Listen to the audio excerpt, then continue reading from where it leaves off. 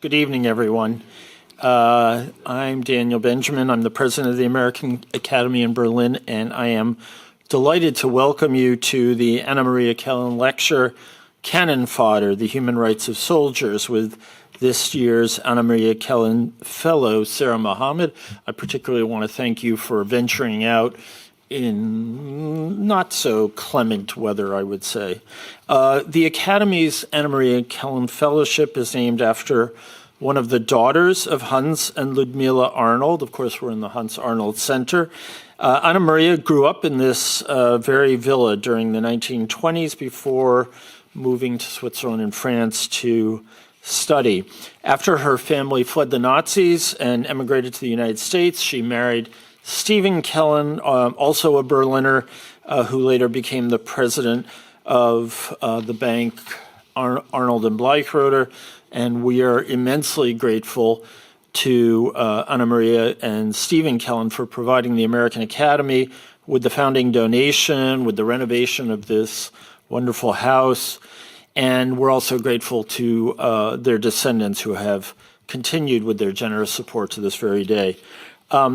As we recognize Anna Maria and Stephen Kellen, it is a sad moment for the Academy because we lost the last of our founders just yesterday, Henry Kissinger.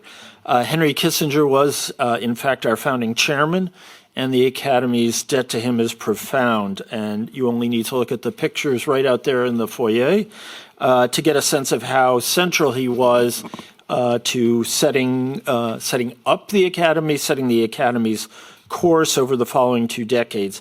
His role as one of the towering figures of the last century is self-evident, but that he took the time and made the effort to guide our young institution may be less known, but I think speaks to his generosity of spirit and his vision and the importance of the transatlantic relationship. His legacy here is tremendous, and his achievement will continue to be remembered through the Academy's Henry Kissinger Prize. And as NATO General Secretary General Jens Stoltenberg said just a couple of weeks ago when he received this year's prize, Henry Kissinger, and this was from a man whose first acquaintance with Kissinger was demonstrating against him in Oslo, that Henry Kissinger is a very great man, a passionate transatlanticist, and a very skilled diplomat. Now, let me turn to my principal task of the evening, which is introducing our introducer. And I have to say, I'm always pleased when we have the lawyers in the room, and we have lots of international lawyers here tonight.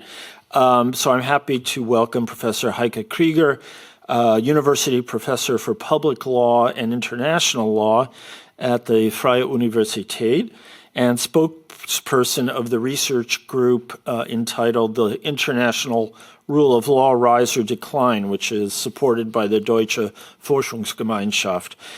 Professor Krieger has held positions in Göttingen and Munich and visiting professorships in Paris and London. She was also Dean of the Faculty at the FU between 2017 and 2019.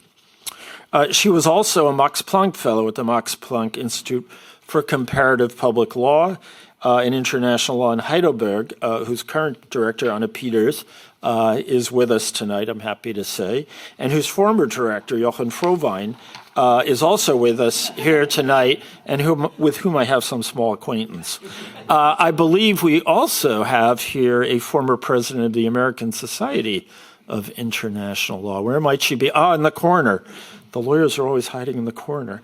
Who is our current Holbrook Fellow, Anne-Marie Slaughter. So I think we're armed for bear tonight. Anyway, Heike Krieger is also vice chair of the German Society of International Law and a member of the Research Advisory Board at our partner institution, Stiftung Wissenschaft und Politik. Just a little roadmap after Sarah's lecture, which will last about 30 to 35 minutes. Professor Krieger will join Sarah on stage for a Q&A. All I can say is, I'm sorry I didn't get to do the whole introduction because I had so many nice things to say about Sarah, but I'm going to have to let Professor Krieger do it.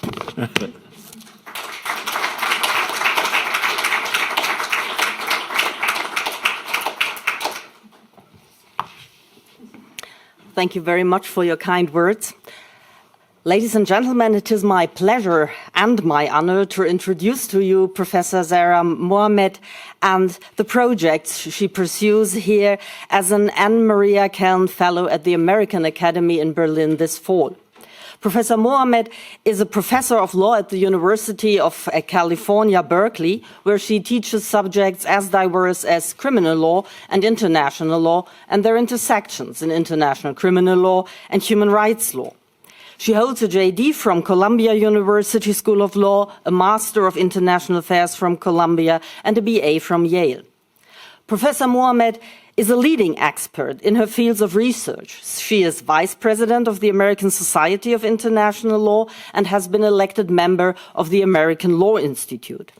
She has received numerous honors and prizes, including the Berlin Prize of the American Academy and the National Institute for Military Justice Kevin J. Barry Award for the best article in military law, both of them in 2023. But I cannot refer you to all her academic achievements. I would also like to highlight her deep engagement with the practical application of the law. She is appointed expert for the Moscow mechanism of the OSCE and previously acted as senior advisor in the office of the US Special Envoy for Sudan. In her work, she offered advice to government officials on legal and policy issues regarding the work of the International Criminal Court in Darfur and also on the civil war in Sudan more broadly. She has also served as attorney advisor for human rights and refugees in the State Department's Office of the Legal Advisor, and here she dealt with asylum and human rights litigation before US courts. Professor Saira Mohamed's research is devoted to the role of the individual in mass atrocities and armed conflict, in questions of their responsibilities and culpabilities, in questions of choice and participation.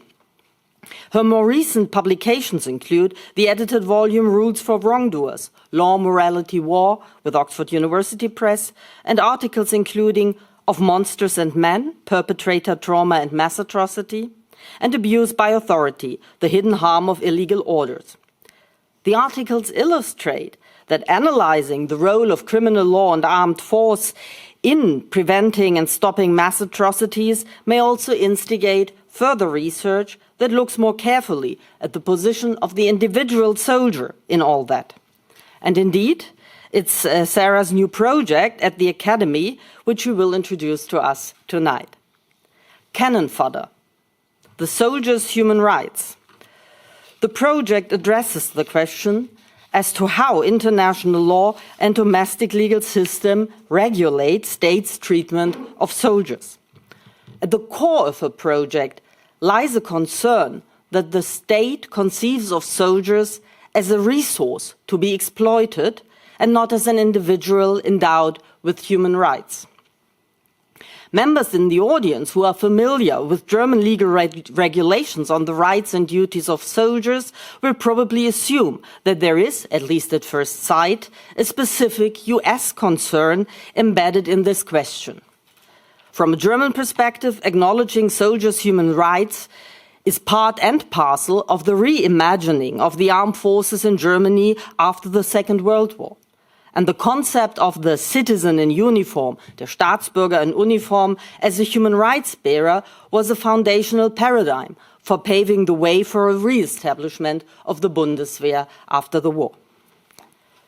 But in many ways, the legal frame here in Germany might be described as a type of exceptionalism. And indeed, Saira Mohamed starts from the observation that under US law, there is an underlying narrative of service and sacrifice being intrinsically linked. As a result, US soldiers have hardly any legal standing to claim compensation for harm suffered during service. In this regard, she identifies two narratives according to which soldiers are seen as either heroes or monsters, as persons willing to sacrifice their lives for the nation, or as perpetrators of severe human rights violations. Saira Mohamed critically questions these narratives by contrasting the US approach with the judgment of the UK Supreme Court in Smith and others versus Ministry of Defence, a case concerning the deaths of servicemen in Iraq.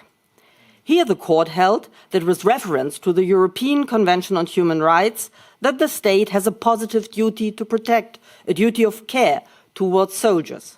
A decision, I might add, that resonates well with German law. But Saira Mohamed's critical engagement runs deeper. She is interested to understand why even human rights law might not prove to be the panacea we would assume it to be. She points us to the fact that, for example, the human rights community is often oblivious to soldiers' rights and more concerned with their potential victims. So her project argues for a shift in our perception of the soldier from hero to human being. For this argument, she analyzes diverse legal regimes or concepts where the misapprehension of the soldier as a willing sacrifice endangers their human rights.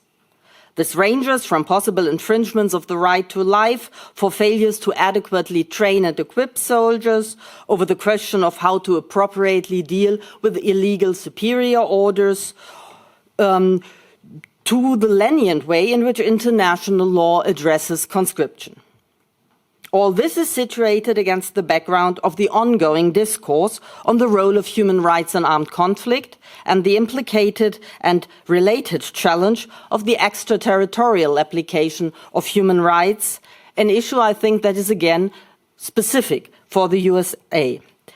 All this, I think, makes it a very fascinating research project, and I'm very much looking forward to hearing your presentation now. Please take the stage, Saira.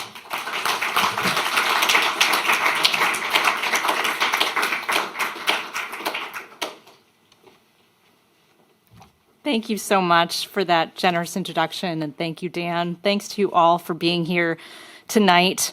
I want to start by thanking the staff of the American Academy for all they've done to make this work and this evening possible, from the chefs and hospitality and infrastructure staff for creating such a beautiful and nourishing and perfectly appointed space for work and life, to the library staff for tremendous research assistance, to the programming and communications team for organizing this talk and making it possible for all of you to join in the discussion tonight, and so many others. I am so grateful.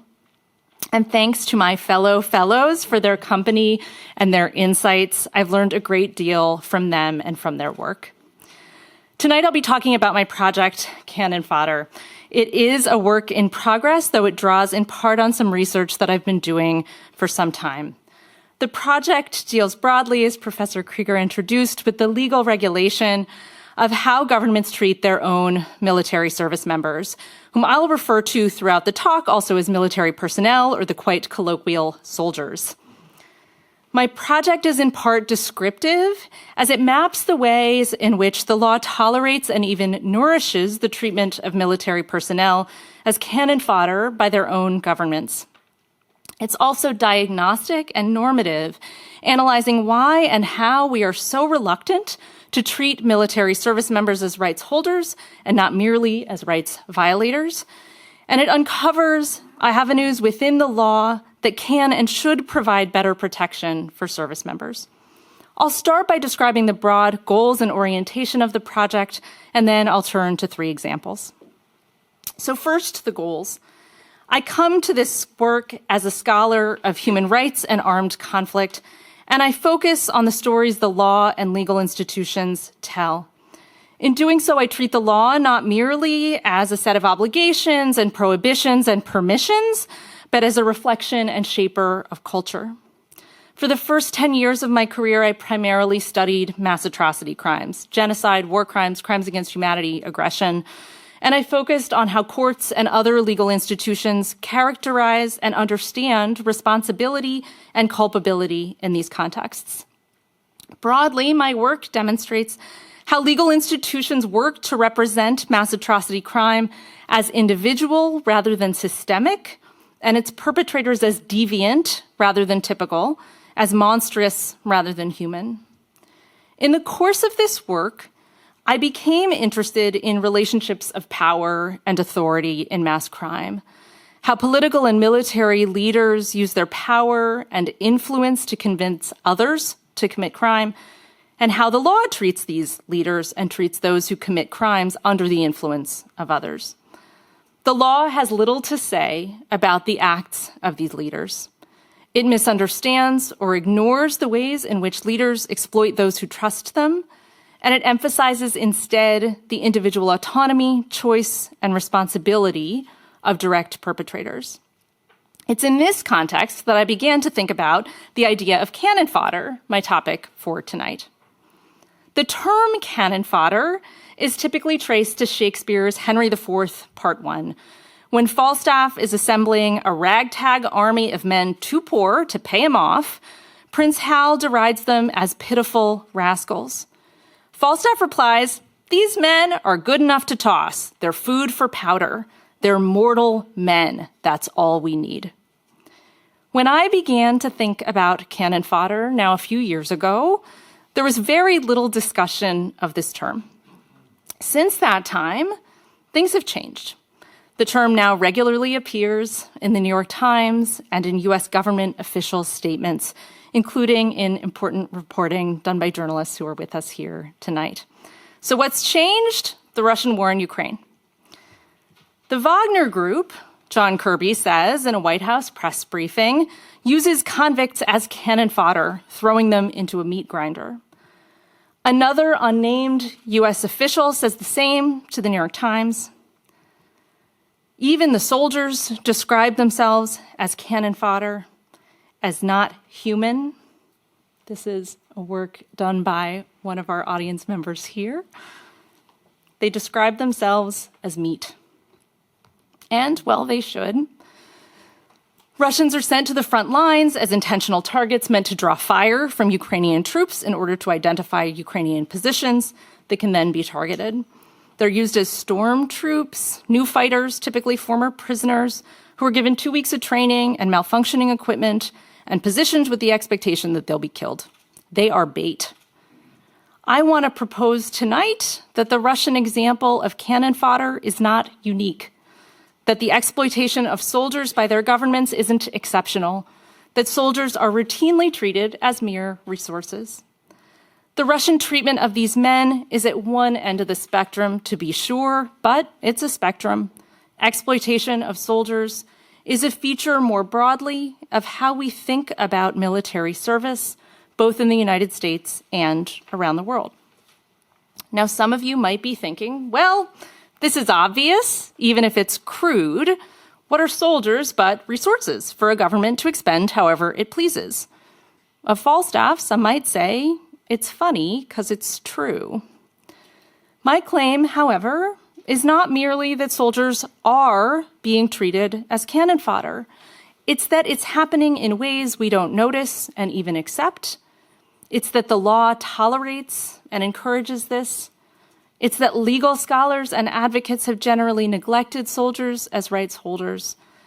And it's that today this is perverse, given the existence of a robust body of human rights law, given the purported posture of international law against war-making, and given the respect and veneration we profess in the United States toward military service members. I'll turn now to 3 examples of cannon fodder. First, the right to life of military personnel. It's obvious that being a soldier is necessarily life-threatening. But the fact that the work of military service requires risk doesn't mean that it requires acceptance of any and all risk. And yet, preventable injuries and deaths are treated as unremarkable parts of the life of an American soldier. For example, over 100 American military service members were killed between 2010 and 2019 in tactical vehicle rollovers, which are routinely traced to improper training and supervision. In separate collisions, 2 American naval ships sunk in the Pacific in 2017, resulting in the deaths of 17 sailors. A subsequent investigation determined that equipment wasn't being maintained and individuals aboard the ships hadn't been properly trained. The list goes on in training incidents and also in combat. Sometimes personnel die, sometimes they suffer acute and severe injuries. Sometimes they suffer long-term damage to their health. So what story does the law tell about these incidents?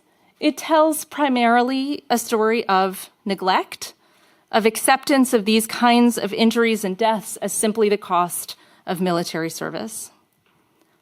In the United States, under a legal rule called the Ferris Doctrine, service members are prohibited from suing the government for harms that arise out of or are in the course of activity incident to service. The rule initially came from a Supreme Court decision issued just a few months after the United States entered the Korean War that involved 3 consolidated cases. The first of the consolidated cases arose after the death of Rudolf Ferris, a 31-year-old lieutenant in the Army who died in 1947 in a fire at a barracks in Pine Camp, New York. His widow brought suit against the government under the Federal Tort Claims Act, or FTCA, on the grounds that the government had negligently caused her husband's death because they knew or should have known of a defective heating plant in the barracks.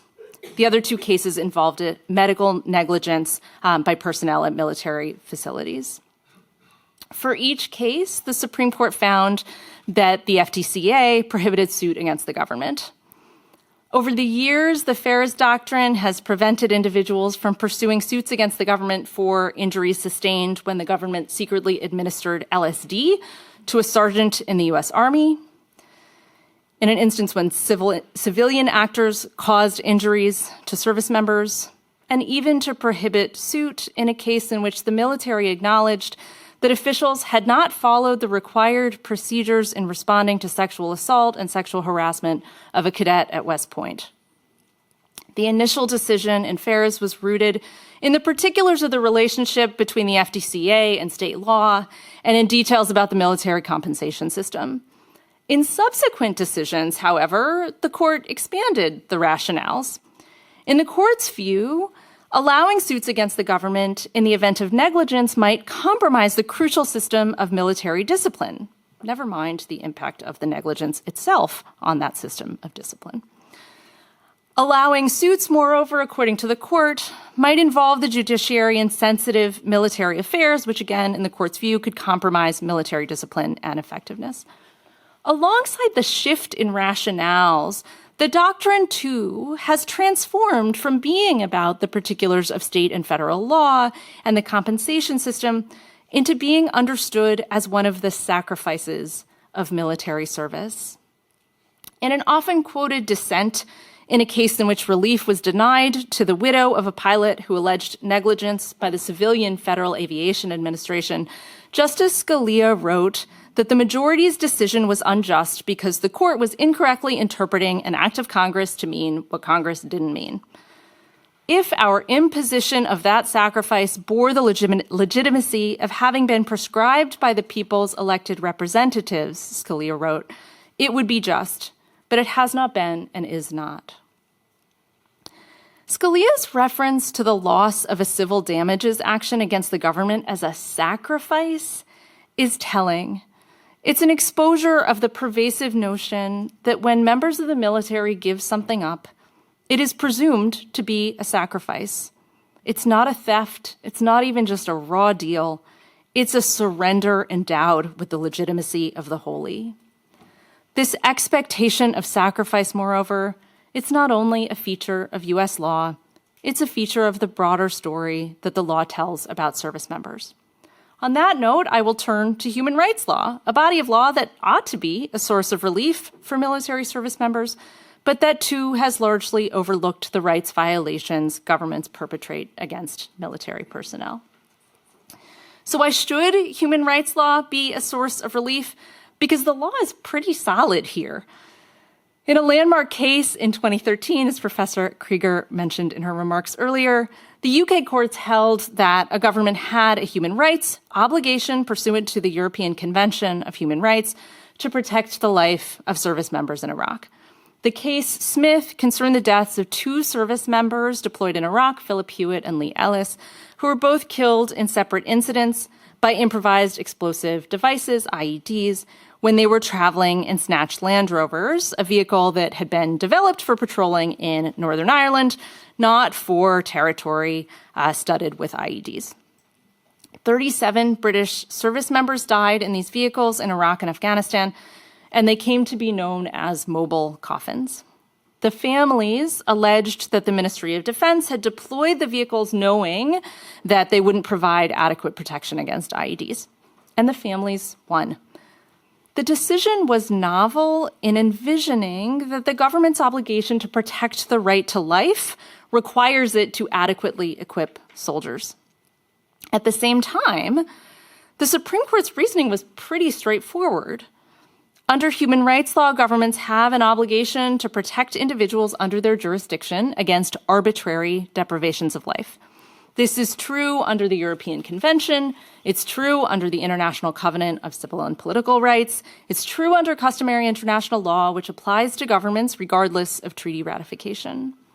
So what's arbitrary? It depends on the circumstances. Governments have been held responsible for failures to take reasonable measures to prevent a person from a violent domestic partner, for subjecting a person to the death penalty without adequate process, for knowingly exposing individuals to environmental hazards. Now, the Smith decision does not mean that any death in combat is a failure of the government's obligation to protect the right to life. Far from it. But it does mean that a government can't knowingly send its troops into battle without adequate protection. It does mean that governments can't throw people's lives away, even in war. This case should have shaken up human rights law. For U.S. military personnel, it could have been the start of litigation before the Inter-American Commission on Human Rights. The deaths and injuries in training, the failure to properly maintain ships, the sending of troops into suicide missions, this could have been raised in periodic reviews before treaty monitoring bodies or in the Universal Periodic Review process, but they haven't been raised in any of these forums. The human rights community has generally failed to see these deaths and injuries as human rights issues. Soldiers continue to be understood primarily as rights violators, but not rights holders. So even though the doctrine is a slam dunk, the legal culture remains an impediment to securing better protection for service members. I'll turn now from the exploitation of the body to the exploitation of the will, and that's in the realm of illegal orders. Most in the room, I'm sure, are aware of how military and civilian hierarchies have relied on systems of ordering and obedience to accomplish wrongdoing. So often, there are efforts to describe perpetrators of atrocities as bad apples, as individual deviant actors. But of course, so often, the perpetrators of these acts weren't deviant and they weren't individual. They committed their crimes pursuant to orders. They participated in coordinated programs of atrocity. International and domestic criminal law in the United States provide that an individual who orders a subordinate to commit a crime can be held liable as an accomplice to that crime or as an indirect perpetrator of that crime, as long as the crime is perpetrated or attempted. The liability for the superior is based on a pathway to the crime. The superior is guilty of the crime committed or attempted by the subordinate. If the subordinate commits murder, then the superior who ordered murder is guilty of murder too. But the order itself isn't seen as an abuse. But it should be. It should be, I argue, because it's an improper exploitation of a relationship of authority, an argument that I began to develop in the online Berlin Journal in 2020 and that I've written about in the time since. Responsible command is an obligation. It's a requirement under the law of war for an armed force to be recognized as such. It's a requirement of U.S. law. It's at the core of the relationship between superior and subordinate in the military. Subordinates are obliged to obey their superiors, and superiors are obligated to take care of their subordinates. When a superior orders a subordinate to commit a crime, it's a distortion of that relationship, and it's a breach of a trust. The superior is supposed to be protecting the subordinate and instead uses them as a tool to accomplish wrongdoing. And this exploitation can be experienced as harm by the subordinate. Jonathan Shea, the psychiatrist and author, has coined the idea of moral injury. the psychological consequence of a betrayal of what's right by someone who holds legitimate authority in a high-stakes situation.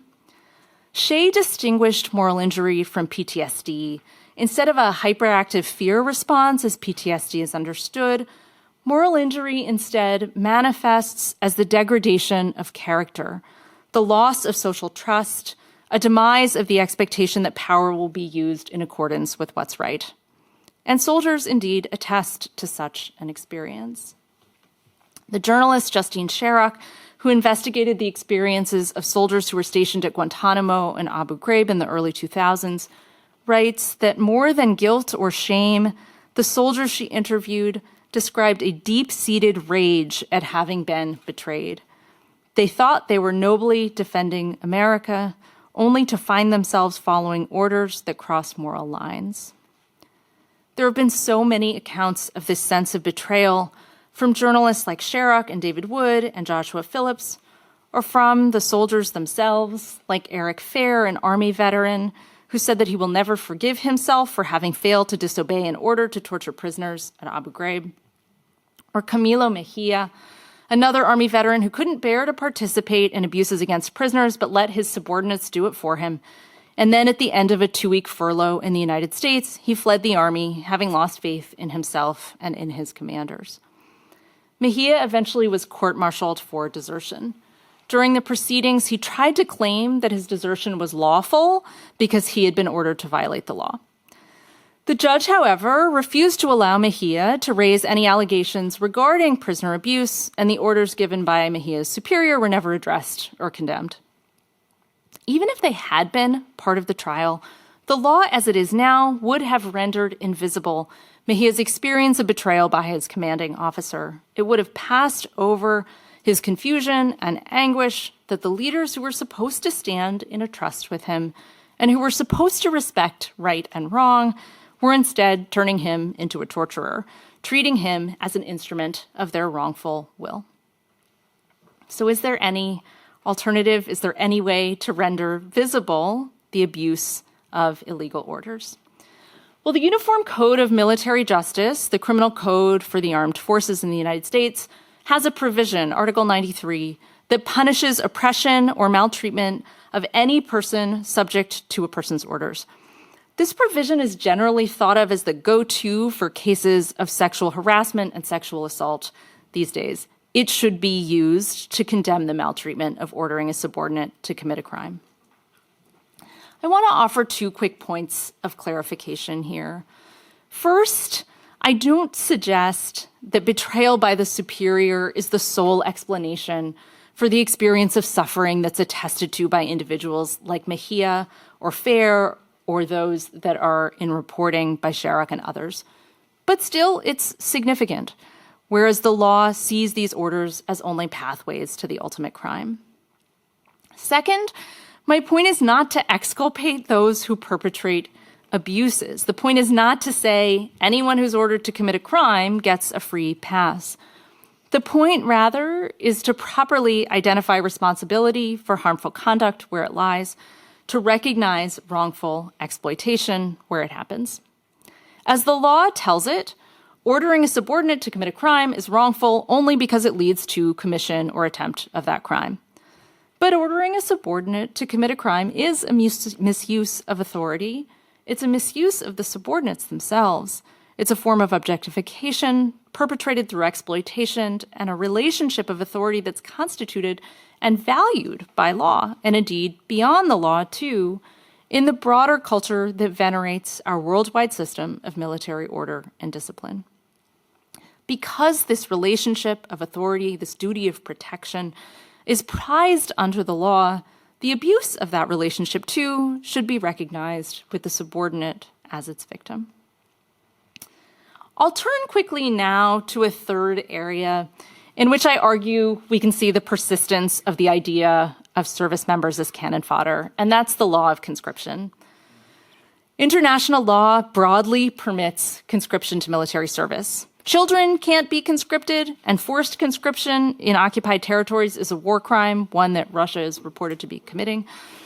Beyond that, states must offer alternative forms of service for conscientious objectors. But other than those few restrictions, states are free to conscript individuals for military service, whether they're fighting a war of self-defense or a war of humanitarian intervention or a war of aggression.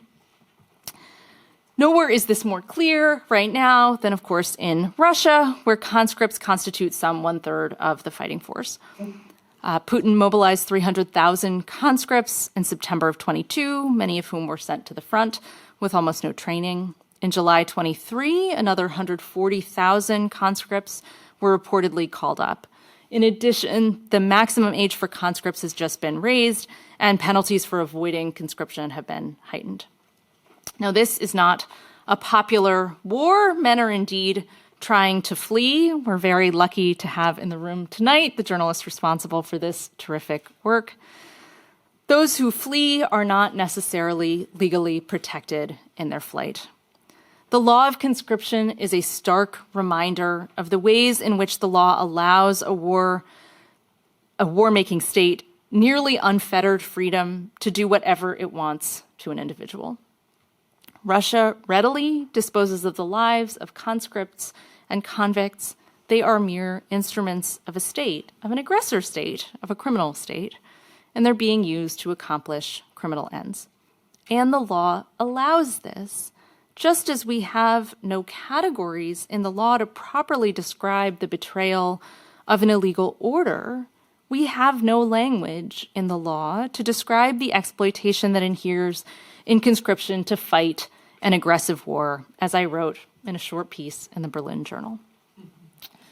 Now, you might be wondering, what difference would it make to do something like outlawing conscription for aggression? Surely, Russia's leadership doesn't care whether conscription is illegal or not. But still, it might change the way we think about these individuals who are forced to fight this war. We might more readily accept them as refugees. We might more readily acknowledge that they experience unique and significant injuries for having been forced to prosecute an illegal war in the name of their state. So these are 3 examples of the ways in which I see the law contributing to the treatment of military service members as cannon fodder. So I'll turn to a last set of points. Why does this happen, and why should we care? For some, the very idea of a soldier's human rights might seem paradoxical or strange. When we think about those who suffer in armed conflict, we think about the vulnerable, we think about the innocent. Children who are displaced, whose schools are bombed, who lose their siblings or parents or their own lives. We think about civilians who are killed and raped and maimed. We don't think about soldiers. Or perhaps when we think about soldiers, we think about the ones who are committing the abuses. Or perhaps we think that military personnel have agreed to expose themselves to exploitation, especially in an all-volunteer army, or when former prisoners use military labor to pay for their eventual freedom. Theirs but to do and die, after all. It's their job to accept the risk of death. It's their job to accept the possibility of suffering. So why is there such reluctance to recognize and protect the rights of soldiers? Well, for scholars and practitioners, there is some debate about the content of the law here. The prevailing narrative about the law of armed conflict is that it is a reciprocal set of laws that ensures treatment of civilians and of the other side's combatants, and that it wasn't meant to protect combatants against mistreatment by their own governments. But in fact, there are a number of provisions in the law of war that require a state to treat its own with some degree of humanity. For example, requirements for states to take care of the sick and the wounded, regardless of nationality, or Common Article 3, which provides a minimum level of protection in non-international armed conflicts, and which doesn't exclude intra-party actors from protection. But even outside debates within the international legal community about the scope of treaty protections, there's also a broader reluctance to engage with the treatment of soldiers for a few reasons. For some, it's an expectation that governments will take care of their service members because they are resources, after all, and expensive ones at that. So surely the government won't just throw lives away. There's also an insistence on autonomy and choice. In the context of illegal orders, for example, we fixate on the idea that everyone has the freedom and responsibility to disobey an illegal order, so we fail to fully understand the wrongfulness of the order itself. In the United States, we insist that our 50 years of an all-volunteer army means that service members get what they signed up for, to use the crass phrasing of our former president. Beyond that, more broadly in the United States, there's acceptance of the idea that military service members are special, that they're like no other. The more we treat the soldier as exceptional, the more we can withstand what they do and what is done to them. I thus situate this work in the broader theory of war exceptionalism. The legal historian Mary Dudziak offers one treatment of the false idea of war as an aberrational time, and a number of legal scholars have identified the ways in which war offers opportunities for exceptional behavior by states and by militaries. In the context of war, of course, what would otherwise be murder becomes justifiable killing. Forced labor is prohibited under international law, but conscription is A-OK. Under U.S. law, there's little judicial oversight of congressional and legislative decision-making in matters related to the military. So the debates within the legal community about the scope of Common Article 3, or whether a conscript who's assaulted by their commander constitutes a protected person, these are only a small part of the story. There is a bigger story the law is telling, and that's a story about the deference we give to the government and the exceptionalism that we abide in military matters. The exceptionalism of war includes exceptionalism in the treatment of military service members. Now, it might be hard to see the insidiousness of soldier exceptionalism, for in the United States, exceptionalism in the United States masks as adulation. Despite the fact that most Americans know very little about the military, public confidence in the military is consistently very high, according to survey research. We thank soldiers for their service. Military personnel board planes first. They're honored at sporting events. This exceptionalism is a method of distancing. Indeed, we might say that this exceptional confidence and adoration exists not in spite of the fact that Americans know so little about the military, but rather that the confidence and adoration functions as a substitute for serious consideration of what soldiers do and what is done to them. Similarly, Americans cling to the idea that military service is a calling like the priesthood, when in fact, research by scholars like Morris Janowitz and Charles Moskos demonstrate that for more service members, being in the military is a job. Even the term military service member is telling. Why not military laborer? This distancing functions as a kind of dehumanization. If the soldier isn't a monster who's responsible for the deaths of innocents, then the soldier is a saint. Or the soldier is an animal, one who dies as cattle. In any direction, the treatment of the soldier as someone other than a person with a job is functioning as a way of degrading the humanity of these individuals. So why should we care? When there's so much suffering in war, why should we direct our attention to the soldiers? Well, for a few reasons.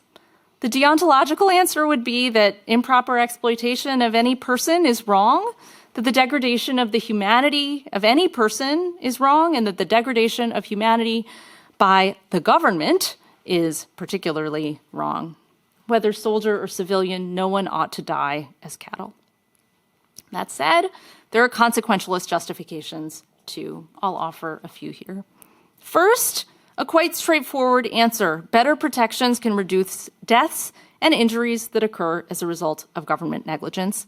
And abuses and ill treatment of service members leads to death, injury, and suicide. Further, the fighting force itself will be improved. For example, in a recent piece in the New York Times, a researcher on warfighter brain health in an initiative created by the Pentagon, notes that the injuries inflicted by use of rocket launchers affect performance. He says, if you are on a mission and you can't remember things and your balance is off, that could be a real problem. Further, social psychology research suggests that humane treatment of soldiers will contribute to humane treatment by soldiers. A second set of arguments comes out of concerns for productive civil-military relations. Scholars of civil-military relations warn that uninformed treatment of military service members as secular saints, to use the phrase coined by Bryant, Sweeney, and Urban, can create a public that's too willing to entrust decision-making to the military at the expense of civilian control. And it can create a community of military personnel and officers who indeed believe that they are superior to the rest of the non-military public, including the civilian government, and who believe that they need not be accountable to that civilian government and public.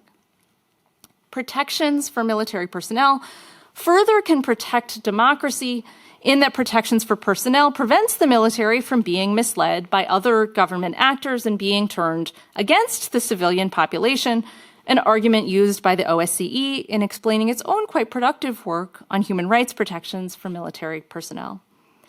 More broadly, war exceptionalism in all its forms, as we've seen, including in the in the treatment of military personnel, should be viewed with skepticism. We have seen countless examples of how the exceptionalism and deference accorded to matters of military and security serves to heighten the power of the already powerful and exacerbate the vulnerability of the already vulnerable. Finally, there's a democratic responsibility argument. War is undertaken in our name, and therefore there's a public responsibility to monitor and reckon with the ways in which war is pursued, including in the treatment of military personnel.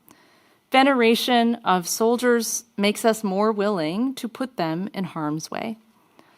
Indeed, it may be that the treatment of soldiers as cannon fodder is, in some contexts, inevitable, perhaps.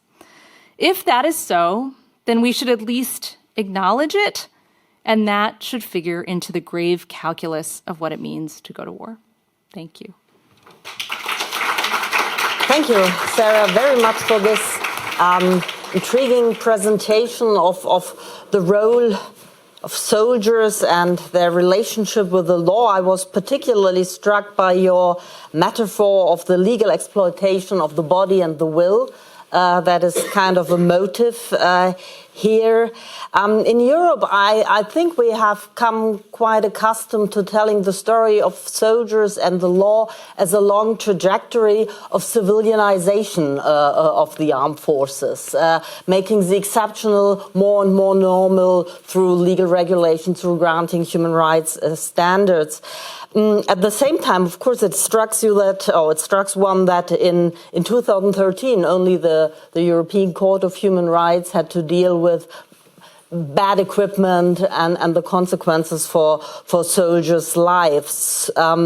So I wonder, what do you think are the reasons that also in international law the role of the soldier or the position of the soldier is often overlooked? It's a latecomer in human rights law. There are only few protective regulations in IHL.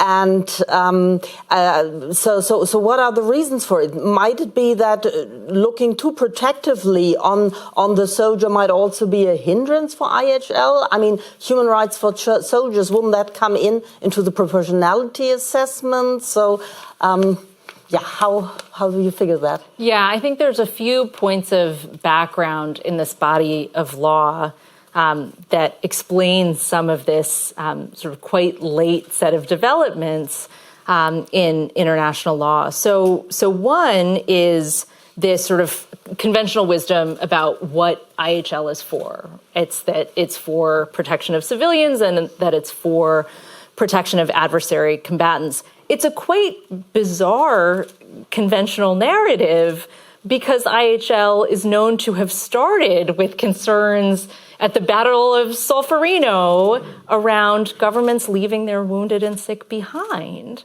So it certainly doesn't match up with where IHL came from, but especially in the post-World War II conventions, that sort of became the common narrative about what IHL is for, and then the understanding that if that's what the law of war was going to do, then human rights law or domestic criminal law would fill in all the blanks.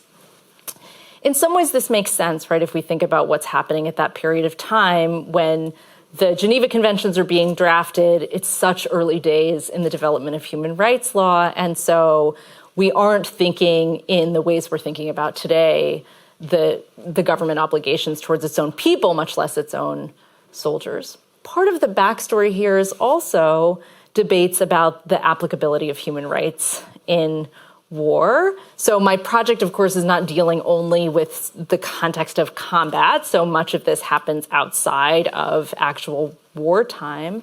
And yet there have been, for a long period of time, debates about whether human rights applies at all in the context of war.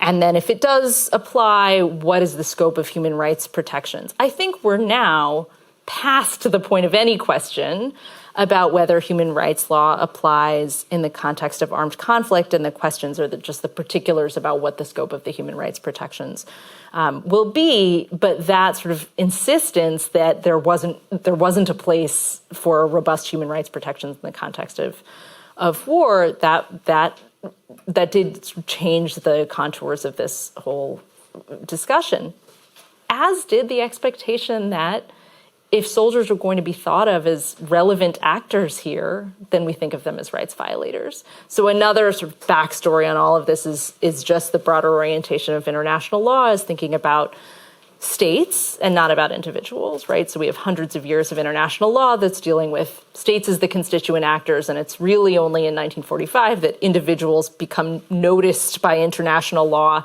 at all, and they become noticed as victims of human rights abuses, though not in the context of soldiers or service members, of course. And then with the development of international criminal law, we start to understand them as perpetrators also. And that's really where international law begins to take notice of military service members. So we have these sort of many orientations of these bodies of law that are positioned against the idea that service members would have rights that could be protected against their government, either in international law or in domestic law, too. You're referring to domestic law. I was struck also by the fact that you engaged so intensively with human rights law, the European Convention on Human Rights. What about the role of American constitutional law? Is there some potential to change the legal position of soldiers under American constitutional law? I think there's probably not. Not with this court. No, American constitutional law really is characterized by a strong sense of deference toward the legislature and the executive when it comes to military matters. There's, the line that I quoted from Ferris about, how the judiciary should be very careful to not step into sensitive matters of military discipline and obedience. You could take that same line and apply it to a whole range of questions that have to do with military decision making and anything related to national security. Aside from perhaps the dismantling of the administrative state, I don't think we're going to see that change in the United States. We're not seeing it change much from Congress either. I mean, Ferris is an incredibly unpopular doctrine. It is just hated by members of Congress. As they say, it's hated by legal academics. It's hated by service members. And yet it will not change. There was, after years of advocacy, there was a slight change to it, where now for medical malpractice, there is a separate claims process, but it's not a judicial remedy. It's not a damages action. There's a pretty severe cap on it. So, it's a little bit of change, but even with the amount of sort of mobilization there is against Ferris, that's not going anywhere either. So do you see any practical policy options for bringing your work to practical fruition? I think the goal of this work is to try to change our understanding of who service members are and what we expect them to do. I don't anticipate that this is going to result in a legislative change, and I don't anticipate that U.S. government actors are going to be, profoundly shaped by a decision that may come out of an Inter-American Commission on Human Rights anytime soon. But I do think there's a lot of room for changing rhetoric around military service, for changing how we understand expectations around service members. So I'll give one example. President Trump both, really liked to trash the military and also really liked to sort of talk about the military like they were tools to accomplish anything that he wanted to do. We've seen that recently in remarks that he's made about sort of using the military to protect his own claim to the White House, starting on day one after a 2024 election. And in the summer of 2020, there was, use of National Guard troops in D.C. to sort of accomplish President Trump's individual ends. Even when he was on the campaign trail, he talked about, bringing back torture and a lot worse than torture. And every time he would say something about using the military to do something horrible, very quickly pundits would say, well, that's never going to happen because we got a great military and they're obligated to disobey. They're going to disobey an illegal order. Nobody's going to torture because they all know that it's their responsibility to say no when the president asks them to torture. And no one seemed to notice that this is a violation of an obligation of a leader toward the service members themselves. This is a profoundly disturbing way to think about the right response. It should not be that the military service members have the obligation to disobey and then we can all feel fine about this. The problem here is an exploitation of this relationship as well. And that's what I hope for, right? If we can think about moments like that as not just, tied up neatly by the obligation to disobey an illegal order or the autonomy on the part of the subordinate, if we can think about these subordinates as being treated like tools, that would be an achievement I would be absolutely thrilled with. I don't think we're going to have, a legislative change that cleans this all up. So I'm going for something much bigger, which is cultural change. So I'm sure there are also a lot of questions from the audience, and I would like to invite you to raise your questions. Mary Slaughter. So Saira,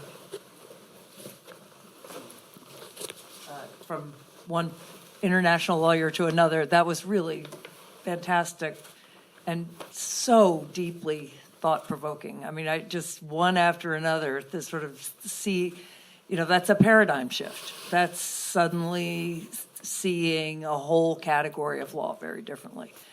I wanted to ask if you've thought about the shifting of responsibility for soldier welfare from the commander to the fellow soldiers, because we've got countless movies, Band of Brothers, but also countless testimonies that you fight not for your country, but for your buddies. And boot camp is designed to do that, to tear you down and to recreate relationships with your buddies. So, who is responsible for the life of the soldier on the field? His or her fellow soldiers. And I just wonder if you thought about that dimension of it. I don't know if other militaries do that, but it's very important to the U.S. military, and how you would then think about that. I mean, is that itself sort of wrong to hand the responsibility to other soldiers rather than putting it directly on the commander? I love that question, and I think it relates so nicely to your work also, Anne-Marie, about connection and some of the things I want to talk to you about, peer relationships. I think that's so interesting because it absolutely is the experience that soldiers attest to, at least in the United States, and I think there's a role for both. So one piece of this project that I have struggled with a little bit that I didn't address tonight is how to think about obligation of non-state armed groups, right? There are certain kinds of obligations that are imposed on states because of their particular identity as states that are not necessarily imposed on the non-state armed group in the same way. There might be some overlap between the set of obligations, but it's not the same thing. So I think that the support or the sort of care or protection relationship that peers will have toward one another, it's important absolutely for morale, but it's not legally grounded. It's not legally grounded in the identity of a state. It's not legally grounded in the requirements of responsible command for IHL. It's important, but it doesn't raise the same set of obligations. And so I think the two can exist alongside one another. I don't think there's reason to believe that a clearer obligation of protection on the part of the state compromises that peer relationship at all, especially because this relationship of protection on the part of the state, it's already attested to. This isn't a new idea. The state's supposed to be taking care of service members anyway, right? I mean, from the executive to members of the Congress, we talk about it all the time. You know, that what I think is actually a really interesting slip is when leaders talk about, you know, the sacred obligation that's owed to veterans, or how, you know, our greatest obligation as leaders is to protect the troops when they come home. And they forget to mention that there's also an obligation to protect them while they are serving, and not only once they become veterans. But I don't think that we have to think about them as trade-offs necessarily. I think the two can exist robustly side by side. Anne Peters. Yeah, thank you again, lawyer talking here. I can only second that this was really a brilliant talk, and I really like the big picture in combination with some nitty-gritty legal aspects. So I want to say something about how I see the big picture and your response to it, and then one further question. So I think that before 24th October 2022, I thought, okay, we have a general move towards against nationalism, although it's on the rise at some places, but in any case, it's something to be overcome and bad.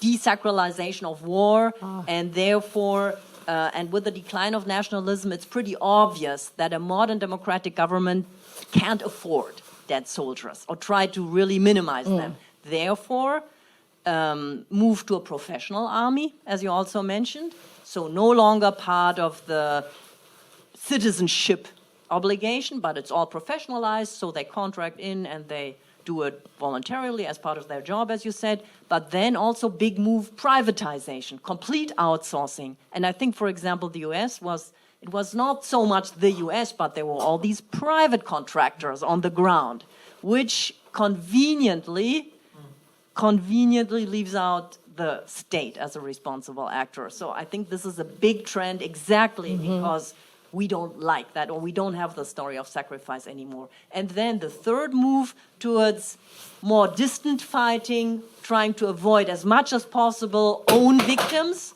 like drone strikes and air strikes, not going on the ground.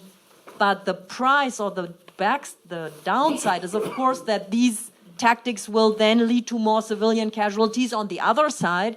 But I think that the modern armies of a modern democratic state, they prefer that because they don't want their own victims. So I think there is a consciousness that we don't want our own soldiers to be victims for various reasons, most because we lose voters.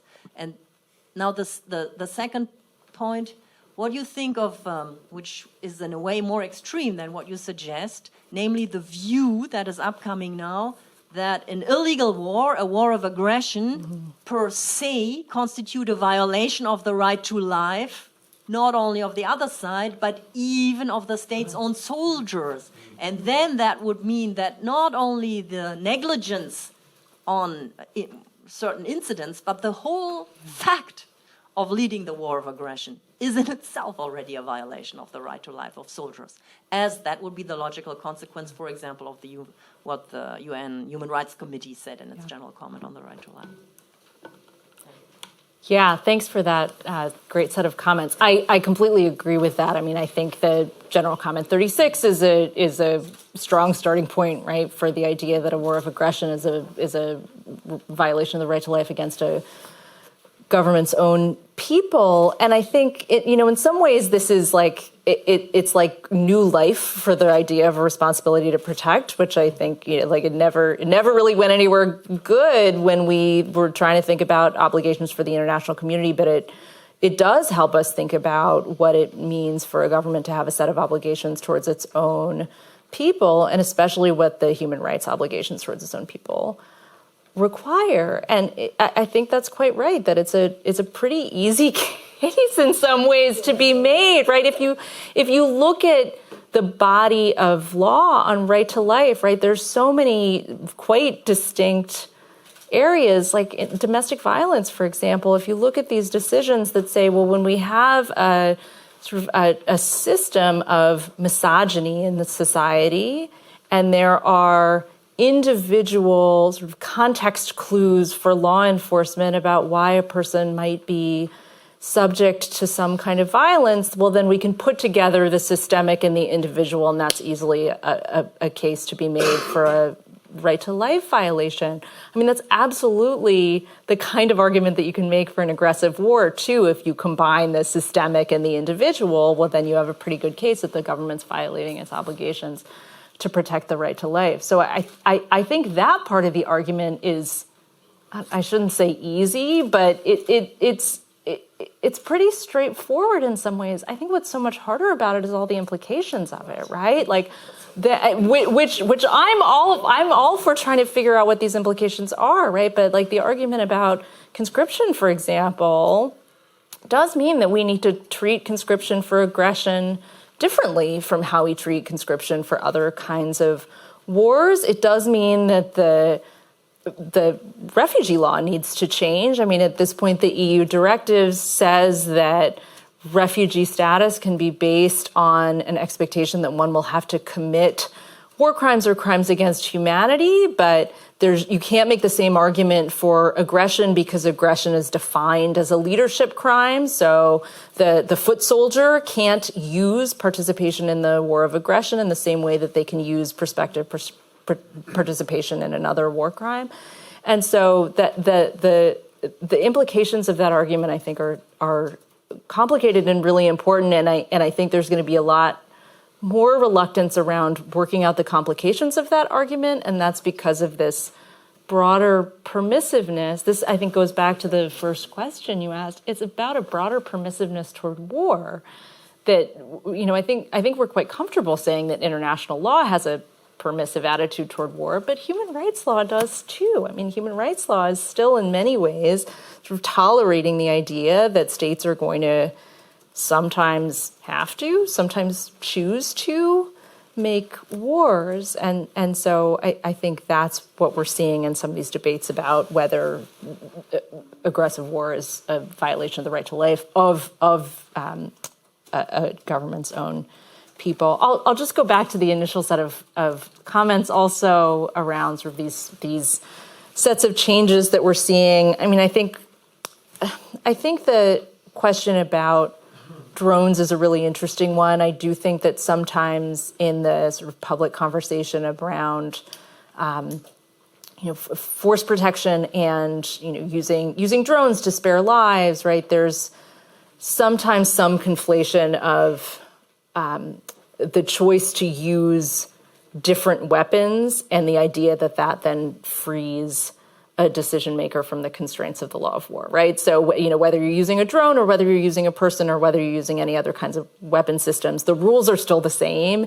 And so the proportionality considerations still have to be there. I don't think proportionality is a great way to ever win an argument, but it's still going to be the same set of considerations. The rules around distinction between civilians and combatants is still going to be the same. So the reliance on a drone in order to protect a life, it's still a good idea, right? I mean, to suggest that we don't want to be using technological developments in order to protect a life, right? Whether it's a life of a protected person like a civilian or a protected life of a combatant, it would suggest that we should never be using any kinds of advances in technology in order to fight wars. So I do think, especially in the public conversation, that gets a little thrown by the idea that, you know, new technology is going to mean that we don't have to abide by the same laws of war. I do also think that, you know, if we take seriously the arguments that I'm making, it does change the proportionality discussions. That doesn't necessarily mean, right, that we're going to prioritize the life of a soldier over the life of a civilian. And so it doesn't have to mean that governments are always going to be able to protect their own people at the expense of civilians, but it could potentially take them into account. I have a number of questions still on my list, so I think we start collecting two of them, and I would start with Christoph Möllers and the gentleman with the red pullover. Yes, thank you very much. Question from a domestic lawyer. I was wondering if there's not another angle to the explanation of the exceptionalism as well as to the question where we get a solution, which is that, well, the army is a workplace, and in a way it seems to me that what you describe about the American military is very much also a symptom of the absence of welfarism in generally. And isn't there a labor law aspect to that? And might not even be the more promising, given the fact that international law is so cumbersome to be developed in a certain way, that is part of the whole picture. Yeah, it's a great point about sort of the absence of protections in the workplace in general. In the United States, though, they are better in other workplaces, at least. Like, other workplaces, at least, there's some, unionization is available in another kind of workplace, or certain kinds of benefits, or the expectation that, if your employer asks you to do something that will likely cause your death because of their failure to exercise sort of reasonable standards of care, that you say no, and that you are legally protected in saying no to that. Whereas in the military, if you refuse to undertake some mission, some task, right? Again, even in conditions of clear government negligence, right? You can't say no. So I like the idea of trying to think about this as consistent with other forms of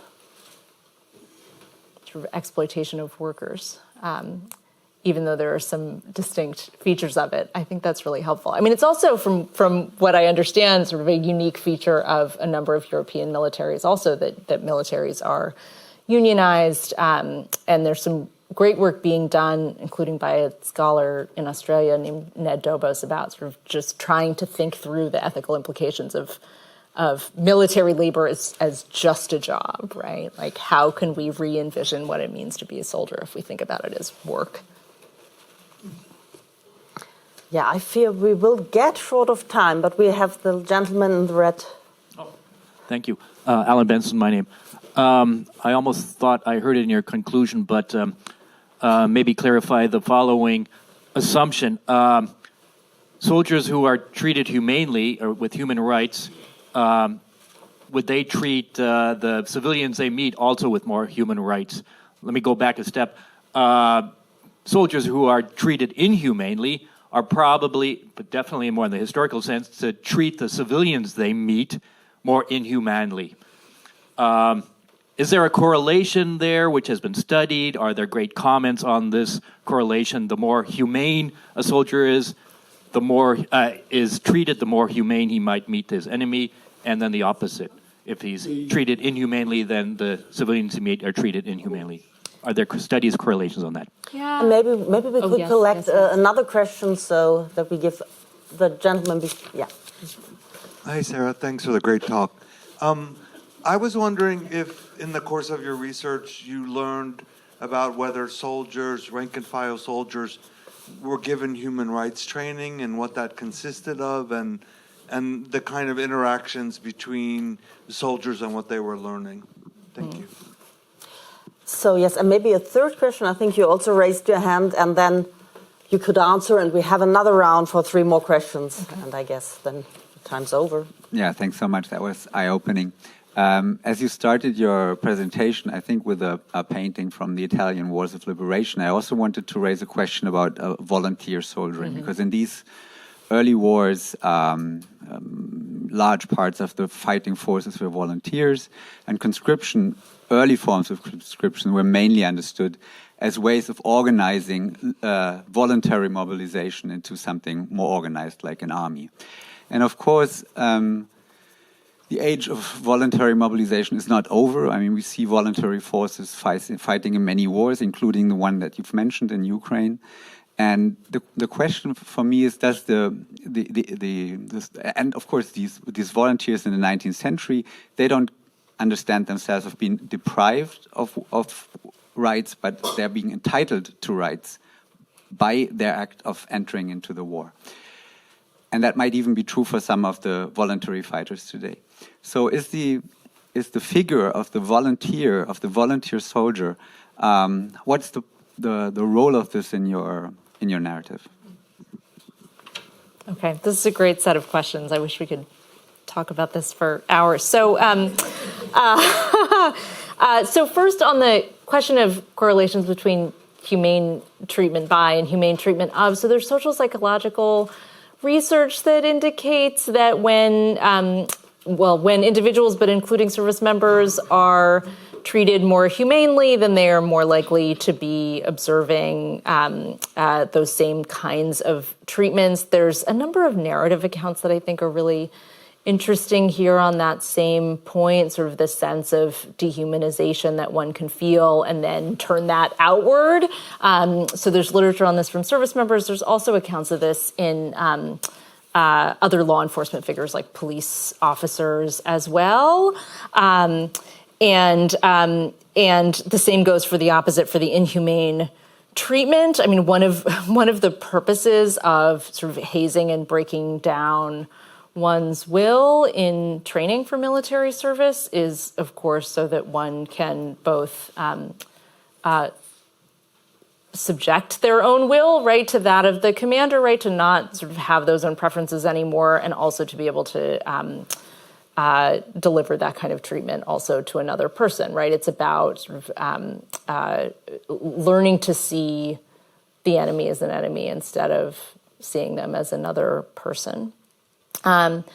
Connected to that on the question of human rights training, so typically what you'll see more is about law of war training rather than a broader set of human rights protections. And so, you know, what I am thinking about in this project is not really just law of war training, although, you know, that obviously comes in the illegal orders context.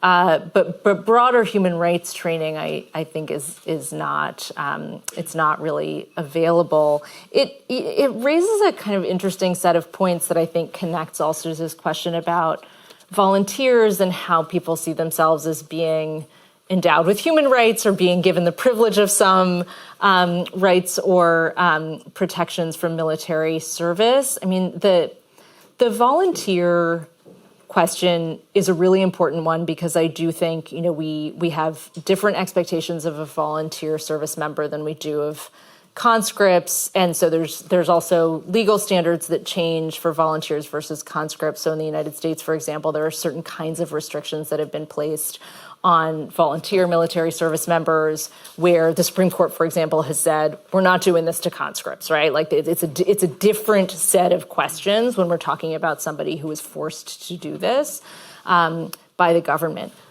There's some reason to think that the sort of self-perception here also can change. And here I don't have any research to go back on. It's rather, you know, narrative accounts and journalistic accounts about how American service members feel, and then also how leaders talk about giving service members certain kinds of rights. So there's a really interesting book and then earlier article by the historian Jennifer Middlestad about military service as work and a unionization push in the 70s among military service members. And one of the lines that was used in order to really fight this push for military service is that, we should really worry about the feminization of our military force, and that if we start handing out benefits to these people, then they're going to be like the rest of the poor, right? Like they're going to go soft on us. And that kind of framing of of softness or vulnerability or feminization, right? You see it sometimes with this idea of soldiers as rights holders and this defensiveness against the idea that they need to be protected against the government. And so in this exceptionalism, I think that's part of what's happening. And you see that also with a volunteer force in particular, right? Because when, if we look at the American military during the draft in Vietnam, right, there was no reluctance to say, we are victims of this corrupt government that is sending us out there to die. And it is much harder, I think, for service members to say that now. Okay, so I fear we have a last round of questions. There are so many people, but I think the lady here in the front row, and then the lady in the back, and her neighbor, and I guess that's it. And so we start here. Thank you so much. This was really fascinating. I'm Valerie Hopkins, and I'm a journalist for the New York Times. I've been reporting in Russia very recently, and I recently had an interview this spring with a professional Russian soldier who went, through cadet school as a kid, was encouraged by his family to join the army, promise of a stable career, all that, was not pleased with the conditions that his government provided according to the contract, and was begging me for advice and assistance, how to defect, how to leave, because he didn't want to fight in a war he didn't believe in. He believed he was cannon fodder. And I think, there are thousands, if not tens of thousands like him. And I'm just curious, you said you encourage societal change, cultural perceptions of soldiers to change. But, he and many Russian soldiers who have defected have largely found the doors to Europe closed to them, despite public statements by government officials, including in this country, that if they were to defect, they would find freedom. On the other hand, my colleague Anatoly, sitting next to me, has also interviewed and written about former Wagner fighters who have come to Europe and committed crimes, very violent crimes. So I guess I wanted to ask you, in the pursuit of changing this cultural norm, if you were advising this government or the American government on, an asylum policy or a policy to help these people, what would you do? And with the caveat that, at least in the Russian case, these are soldiers who are not allowed to have passports and who are not actually allowed to travel abroad. So it adds that complicated element of getting them out in the first place. So sorry for the long question. So, the lady.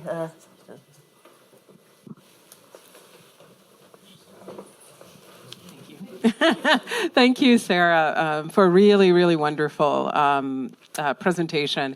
And I think a really provocative project in so many ways. And I wanted to get maybe back to the question of privatization and also maybe reading parallel military law and labor law, because I couldn't help thinking more specifically about the U.S. context, the emergence of a military-industrial complex in the late 50s and 60s, but also that the military was the first real institution to integrate, right? So all of a sudden you get a change in what the military force actually is as a model for, let's say, the integration of the labor force in the 60s. But with neoliberalism, you also get a flattening of wages as well in that period, right? So you're getting a racialization of the labor force, you're getting a feminization of the labor force. And I'm wondering if that, in fact, influences the ways in which the military is somewhat marketed as a site of work, especially by the by the time you get to the all voluntary military.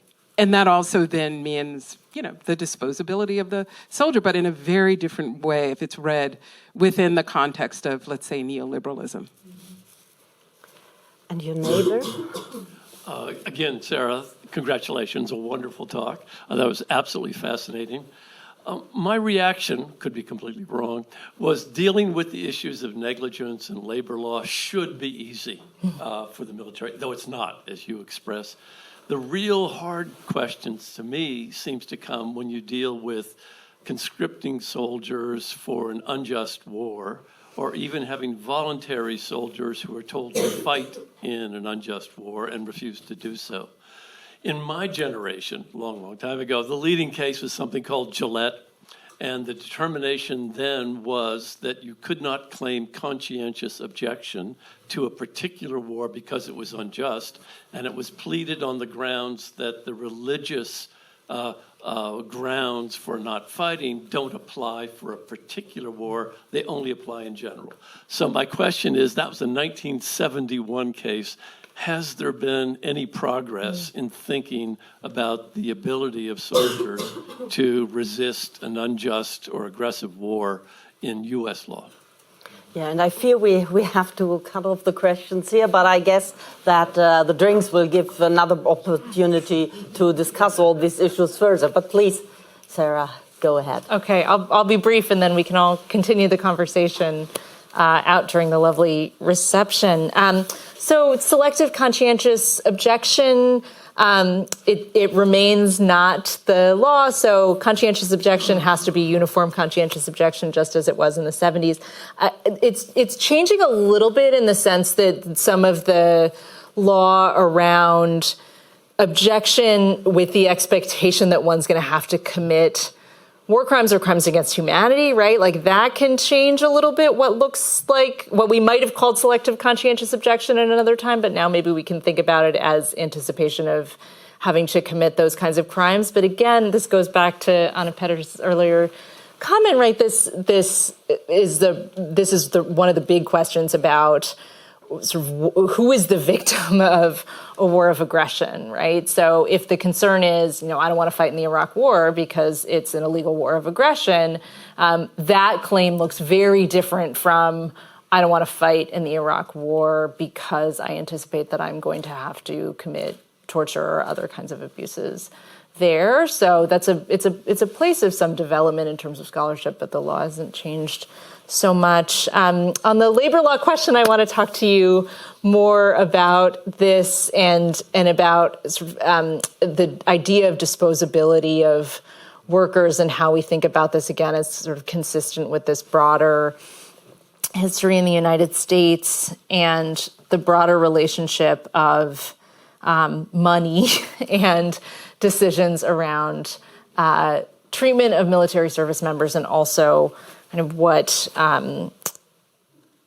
decision making is happening with respect to deployment of service members, engagement in military conflicts, right? How that's being affected by concerns that relate to sort of this broader military industrial complex, as you said. I mean, I think this again brings us back to this question about volunteers and how we think about individuals who are making choices to take on this work, and sort of if you can say, well, they're choosing to do it, and so we can do anything. One thing that's so complicated about this story, though, is the sacrifice narrative, too, right? Like in the all-volunteer army, we might say that the soldier isn't all that different from the contractor, again, to go back to the earlier comments, but we definitely are not letting the contractors on the plane first, right? Like there's no salute to the military contractors at the football game. And there is this expectation that there's something like a little dirty about the work that they're doing.